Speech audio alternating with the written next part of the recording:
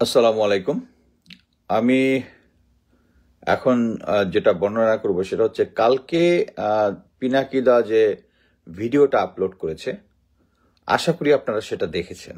যদি না দেখেন তাহলে দেখে থাকবেন। এখানে যে জিনিসটা উনি বিস্তারিত বলেছেন, এই জিনিসটা আমার ভিউটা আমি একটু বলতে চাই।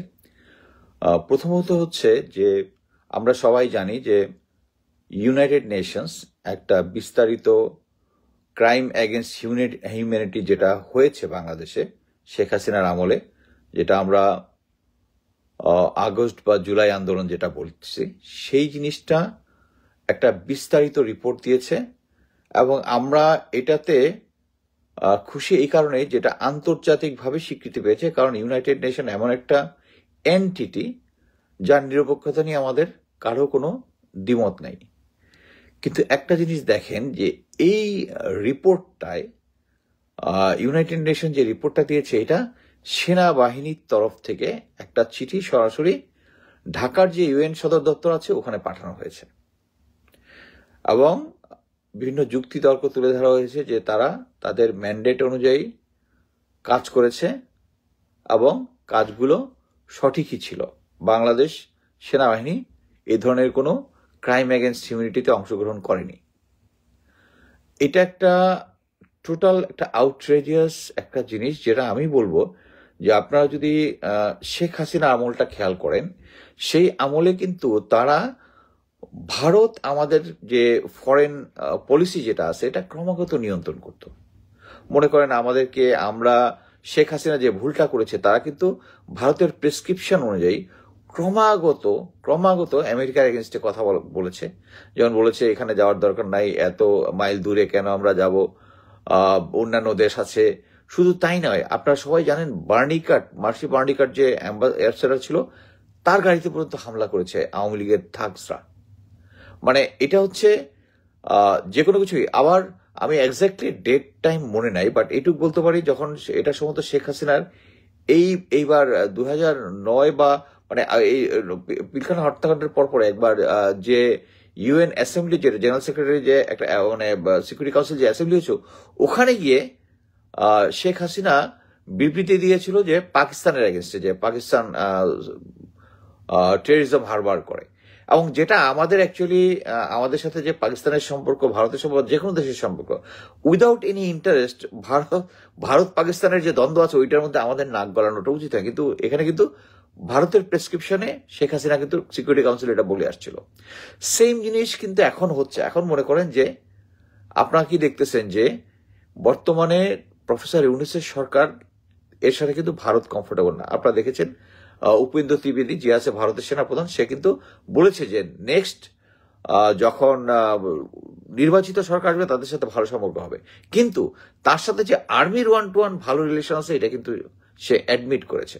এবং আমরা জানি যে 5ই আগস্ট জেনারেল ফজলে আলী আকবর বলেছেন যে সরাসরি ইউএন ইন্ডিয়ান সেনাপ্রধান জেনারেল ওয়াকারকে কল করেছে।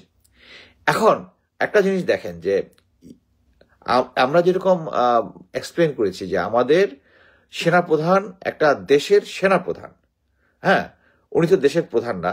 উনি সরাসরি এর আগে যে বিক্রম মিশ্রের সাথে দেখা করেছে, বা সেনাপ্রধান, ভারতীয় সেনাপ্রধানের সাথে সরাসরি উনি যোগাযোগ করতে পারেন না, ওনাকে করতে হবে অফিসিয়ালি সরকার টু সরকারের মাধ্যমে। এখানে সেনাপ্রধান টু সেনাপ্রধান শুধু হতে পারে হচ্ছে some bilateral issue, army to আর্মির মধ্যে কিছু bilateral training and other thing issue থাকে, কিন্তু ন্যাশনাল পলিটিক্স নিয়ে তারা পারে না। সেম হচ্ছে ইউএন। আপনারা জানেন যে ইউএন কিন্তু একটা এন্টিটি, মানে হচ্ছে ইউএন কিন্তু একটা দেশের মতো। ইউএনএ যারা চাকরি করে তারা কিন্তু ইউএন এর পাসপোর্ট ইউজ করে। তারা কিন্তু মনে করেন যে একজন বাংলাদেশি যে ইউএনএ চাকরি করতেছে, হ্যাঁ, তারা কিন্তু ইউএন এর passport issue, it's like another country. এবং এখানে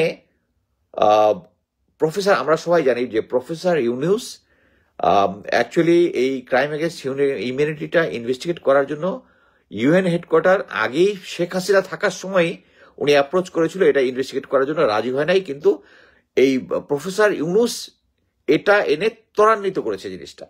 এখন দেখেন প্রফেসর ইউনূস এনেছে এবং ইউএন এর মতো একটা নিরপেক্ষ বডি এসে ইনভেস্টিগেট করেছে, আর সেই ইনভেস্টিগেশনটা নালিফাই করতেছে কি আমাদের সেনাপ্রধান। এটা একটা অ্যাবসার্ড জিনিস না? এটা অ্যাবসার্ড জিনিসটা। উনার যদি কোনো বক্তব্য থাকে, এটা নিয়ে ইনভেস্টিগেশন থাকে, উনি পিনাকিদা এটা রাইটলি বলেছে যে উনার এটা পাঠানোর কথা হচ্ছে আর্ম ফোর্সেস ডিভিশনে। আর্ম ফোর্সেস ডিভিশনে এটার সত্যতা বা এটা যদি কমেন্ট থাকে এটা যাচাই করে তারপরে দিবে ডিফেন্স মিনিস্টার, ডিফেন্স মিনিস্টার দিবে সরকার কাছে। এখন উনি ভালো মতোই জানে যে প্রফেসর ইউনূসের সরকার উনার এই অ্যাসেসমেন্টটা মেনে নিবে না, সো উনি সরাসরি পাঠিয়ে দিয়েছে।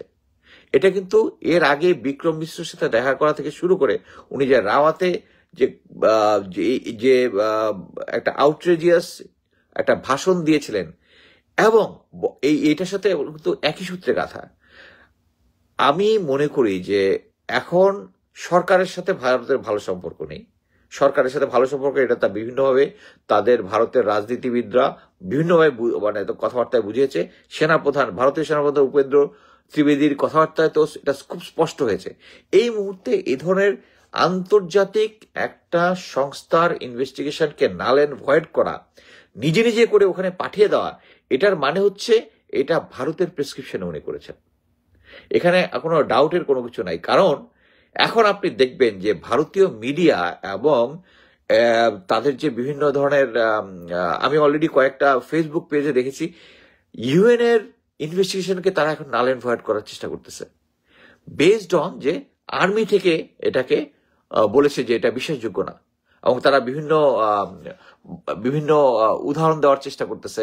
তার উদাহরণ না, কোনো প্রমাণ ছাড়াই বলতে যাচ্ছে যে তারা তাদের ম্যান্ডেট অনুযায়ী কাজ করেছে, কিন্তু এর মধ্যে বলেই নেই যে জুলাই আগস্টে যে তারা যে ইন এইড অফ সিপিএম পাওয়ারে গিয়েছিল, তাদের ছিল কি, তাদের অপারেশনাল ম্যান্ডেট কি ছিল, এখানে যে অপারেশনাল অর্ডার ছিল ওখানে কি ছিল, বা তারা তো তখন বেসিসি পাওয়ার পায় নাই।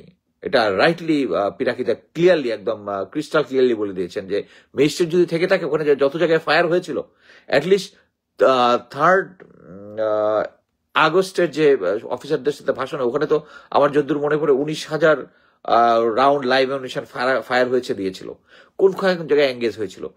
এটার পরে এই জিনিসগুলো সরাসরি ইউএন হেডকোয়ার্টারে পাঠিয়ে দেওয়া মানে হচ্ছে সরকারকে অবজ্ঞা করা।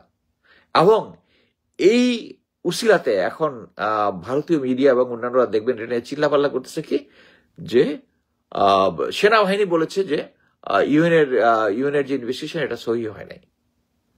Very wrong. আমি মনে করি যে জেনারেল ওয়াকারের মানে অডাসিটি ধীরে ধীরে এমন পর্যায়ে চলে যাচ্ছে যেটা একসময় আমার মনে হয় একটা ফিউচারে এমন একটা ক্রাইসিস তৈরি করবে আমাদের কমান্ড স্ট্রাকচারে। এবং উনি যেটা এই যে বিক্রম মিশ্রের সাথে দেখা করা বা রাওয়াতে একটা ভাষণ দেওয়া, এটাই প্রমাণ করার চেষ্টা যে Bangladesh army is also a power holder, stakeholder beside professor ইউনূসের সরকার। নাহলে এটার ওনার করার কোনো মানে সরাসরি ইউএন হেডকোয়ার্টারে চিঠিটা পাঠানো সরকারকে বাইপাস করে, এটা মানে আমি বলবো যে এই কজে professor Yunus should fire general Waker. Clear, উনি সরকারকে ক্লিয়ারলি আন্ডারমাইন করেছেন এটাতে।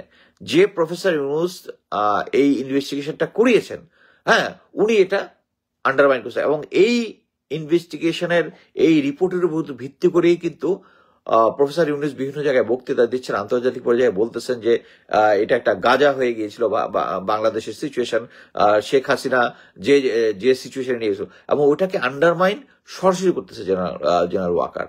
এবং এটা ক্লিয়ারলি ভারতের প্রেসক্রিপশনে হচ্ছে। এবং যে একটু ন্যূনতম ডিপ্লোমেসি, মানে সরকার কিভাবে কাজ করে, আর্মি কিভাবে কাজ করে এটা বুঝে, তারাই কিন্তু এই জিনিসটা যে একটা মানে আউটরেজিয়াস অ্যাক্ট হয়েছে জেনারেল ওয়াকার, এটা বুঝবেন। আমাকে রিসেন্টলি বিভিন্ন মিলিটারি অফিসার যারা আমার সাথে আগে চাকরি করেছেন তারা আমাকে এখন বোঝানোর চেষ্টা করতেছেন যে কমরেডশিপ is very important in military. আমরা একজন আরেকজনের পাশে দাঁড়াবো। আরে ভাই, 10th লংয়ের একজন অফিসার যাকে মেজর মকসুল, পরবর্তীতে জেনারেল আইকিবি তাকে কর্নেল পর্যন্ত প্রমোশন দিয়েছিলেন, তাকে ডেকে তাকে তুলে এনে তার একটা একটা করে দাড়ি ছিঁড়েছে তাকে। সেই অফিসার পিলখানা হত্যাকাণ্ডের বিষয়ে কথা বলার সময় উনি কনসার্নটা তুলেছিলেন প্রাইম মিনিস্টারের সামনে। উনাকে শুধু তাই না, উনার পুরা পরিবারকে একদম মানে কেউ তার পাশে দাঁড়ায় নেই, তার কোনো কোথাও চাকরি হয়নি, কেউ যাতে চাকরি তাকে না দেয় এটা এনশিওর করেছে। তখন আপনার কমরেডশিপ কোথায় ছিল? হ্যাঁ, এখন আপনি মানে মুখ দিয়ে খারাপ ভাষা চলে আসে, মানে পাবলিকে খারাপ কথাবার্তা বলতে চাই না, কিন্তু তখন আপনাদের কমরেডশিপ কোথায় ছিল? জেনারেল ব্রিগেডিয়ার জেনারেল কি বলে আজমি স্যারকে যখন করেছিল, হাসিন স্যারকে যখন অ্যাবডাক্ট করেছিল, যখন তাকে নিয়ে গেছিল, তখন এই কমরেডশিপটা কোথায় ছিল? শুধু এই কজন না, আমি যে 3 জনের নাম মনে আসছে তাই বলছে, বাকিদেরটা যখন ছিল। এখন আপনি আসছেন, এখন জেনারেল ওয়াকার যতগুলা গুম খুনের সাথে জড়িত সবাইকে সেভ করতেছে। উনি 5 তারিখের পরে যখন জাতির উদ্দেশ্যে ভাষণ দিয়েছে তখন বলেছিলেন যে প্রত্যেকটার বিচার হবে। কোথায় বিচার হচ্ছে? 7 মাস হয়ে গেছে। এতদিন বলেছেন ধীরে ধীরে ধীরে ধীরে হবে, এখন তো ইটস ক্লিয়ার উনি বিচার করবেন না।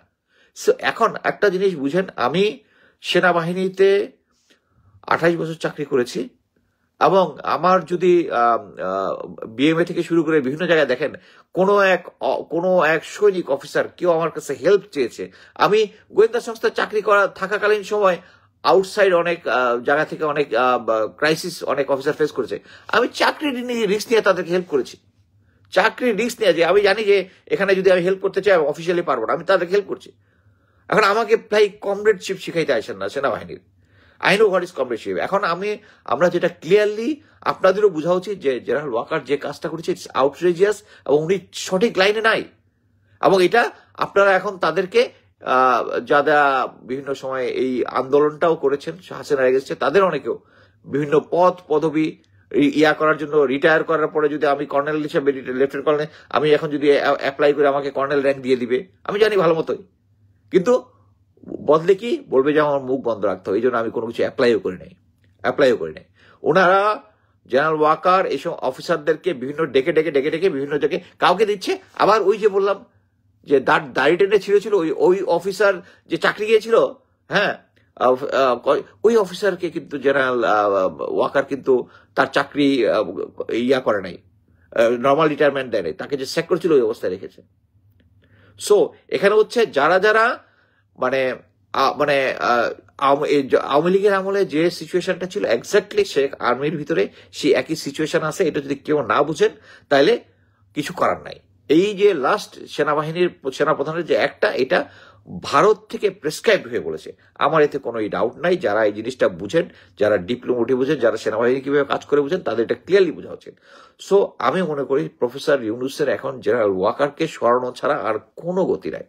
আদারওয়াইজ আপনি সেনাবাহিনীকে শুদ্ধ করতে চান, আপনার সেনাবাহিনীর ভাবমূর্তি পুনরুদ্ধার করতে চান, তাহলে আপনাকে করতে হবে যারা এটা এই গুম খুনের সাথে জড়িত তাদেরকে আলাদা। এই অনেকদিন পরে আজকে দেখলাম মেজর জেনারেল শাফিনের এগেনস্টে কি দেশ থেকে নিষেধাজ্ঞা বের হয়েছে। এটা আরো আগে বের হওয়া উচিত ছিল, আরো আগে। আপনার মনে আছে কিনা ক্যাসিনো জেনারেল, উনি বিজিবি থাকাকালীন সময়ে একদম বিজিবির ভিতরে যে সমস্ত অকাম কুকাম যেগুলা করেছেন, মানে টাকা পয়সা রিলেটেড লোকাল পলিটিশিয়ানদের সাথে মিক্স আপ হয়ে যে ক্যাসিনো খেলেন, কিন্তু হোয়াট নট। আর এখন আমাকে কমরেডশিপ দেখানোর জন্য এই ক্যাসিনো জেনারেলের পক্ষে কথা বলতে হবে, মাফ করে দেন, আমি এটার মধ্যে নাই। সো আমি যেটা মনে করতেছি, প্রফেসর ইউনূসের উচিত ইমিডিয়েটলি জেনারেল ওয়াকারকে না সরানো পর্যন্ত দেশের এই আন্ডার সিচুয়েশন ভালো হবে না। ধন্যবাদ।